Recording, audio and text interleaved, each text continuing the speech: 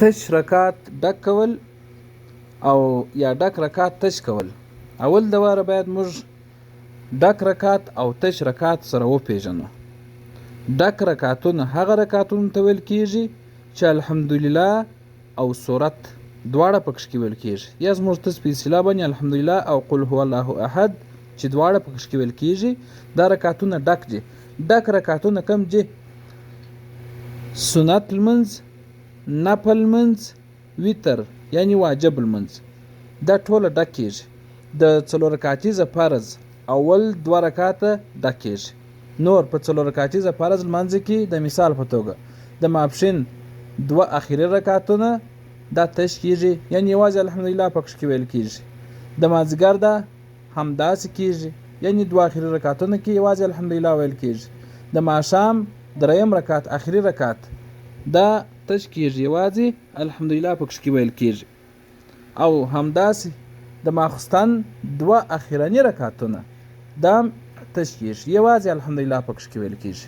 نور ټول لمونځونه ډک دي، یعنی هم الحمدلله او هم سورت پکښ کې ویل کیږي.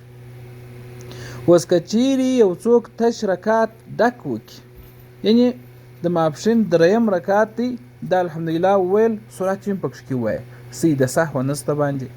او که چیرې بیا یو څوک د ماپښین سنت کوي، یا هر سنت کوي، یا هر نفل کوي، یا وتر کوي، دغه کس یوازې الحمدلله ویل سیده ولاړی رکوع ته. وروسته ورپه یاد شو چې ما خو سورت نه ووایه، قل هو الله احد مې ونه ویل، پر دغه کس باندې چې شته سجده سهو شته. دا د فقه عمومي قاعده ده. که چیرې د چا څخه په لمانځه کې فرض پاتې شول، د لمانځه بیرته راګرځول فرض دي.